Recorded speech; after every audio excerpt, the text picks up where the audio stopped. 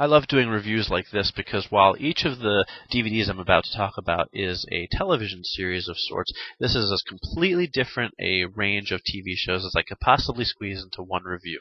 So what we're going to look at today are Perry Mason, The Fugitive, Mental, Stories from the Vault, and Better Off Ted. Now, I'm not going to do this in any particular order, so I'm just going to take it in the order of the stack of DVDs in front of me, starting with Perry Mason, Season 4, Volume 2.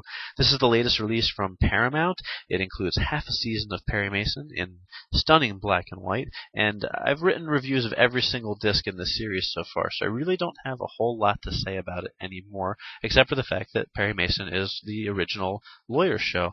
It's Raymond Burr is best. It's an exciting, engaging lawyer drama, and of course there's the famous "Isn't it true?" moment at the end of every episode.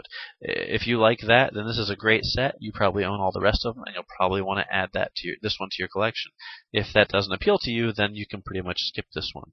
Of course, it wouldn't be a Paramount DVD release if they didn't split the season in two, so what you get here are 12 episodes instead of the entire season, but if you already have Volume 1 of this season, then you already know that.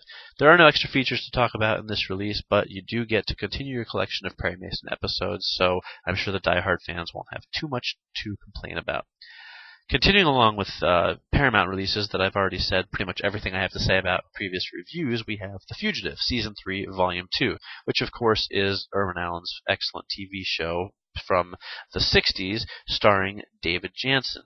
I'm sure by now most people have figured out that this is the TV series that was responsible for the Fugitive feature film, or I should say that spawned the Fugitive feature film, which starred Harrison Ford and went on to make boatloads of money. What many people might not know if they don't remember the show is that this is actually a pretty impressive television show. It kind of is the basis for so many TV shows that would follow, everything from The Incredible Hulk to Nowhere Man, and it really is the original man on the run, trying to prove his innocence, trying to stay one step ahead of the law series, and it's actually quite enjoyable. A little bit long in some cases. Some of the episodes do go a slight bit longer than you would want them to, but television shows were slightly slower paced back then. For the most part, though, this is about as exciting as 60s television gets, and I have to say, I find it a pretty engaging series that I do enjoy. Of course, it's Season 3, Volume 2. Much like Perry Mason, you only get half the season in this collection, but that does include 15 Season 3 episodes. And of course, much like Perry Mason, there are also no extra features to be found on the disc anywhere. Next up, we have Mental, the complete first season from Fox. This was a show I did not watch when it originally aired. I saw the promos for it. I thought it looked interesting. I forgot to set my DVR for it, and before I knew it, the series had pretty much run its course. I'm not sure if it's coming back for a second season or not. After having watched the show, I kind of would be surprised if it did come back for a second season.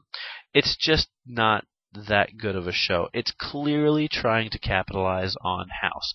Not that the main character of the show is like House, he's a different type of character, but the show clearly has a similar aesthetic with a bunch of unlikable characters who all barely can tolerate each other, solving medical, or in this case psychological mysteries that other people should be able to solve or can't solve because these people are the only ones who can do it.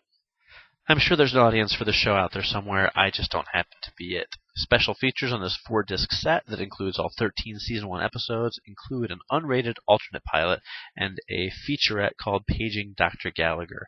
If you like to see something that's kind of a cross between House and maybe like The Practice or something like that, this show might fit the bill, but other than that, I can't say I was terribly impressed with it.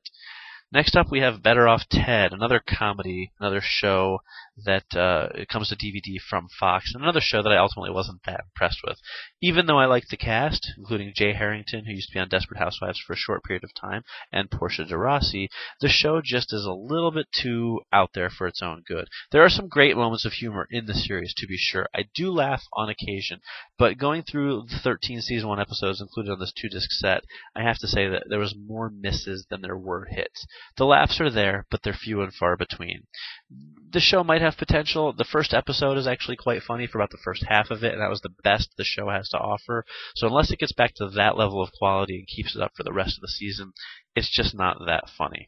There are no extra features to be found on this 2-disc set. Finally, we have the Smithsonian Network's Stories from the Vaults Season 2, which is hosted by Tom Cavanaugh, who's kind of an odd host. He's kind of funny, kind of goofy, doesn't always fit the subject matter, but this is a very interesting series. This disc includes 7 episodes, which I think makes up the entirety of Season 2, and what you get here are stories from the vaults. Those vaults are in the Smithsonian, hence Smithsonian Networks. What you get is Tom Cavanaugh going behind the scenes into the exhibits and the displays and the types of artifacts that you will not find out in the museum. We get to learn about all sorts of interesting things, including gangsters and pop culture icons and sex and creatures and animals and all sorts of crazy stuff that you wouldn't expect to see in the Smithsonian, or some of the things you would expect to see in the Smithsonian but you don't get to. It's a pretty interesting show. I think fans of nonfiction television are really going to enjoy it. And it also comes with a number of special features, including a behind the scenes at the premiere of the actual movie Night at the Museum, Battle of the Smithsonian, top 5 reasons to watch Stories from the Vaults, and Inside America's Vaults featurettes, including the Whole World Toilet Paper Museum, the Troll Museum, and Mr. Ed's Elephant Museum. It's a pretty fun show, and if you like a little bit more off the beaten path television, then it's certainly worth a look.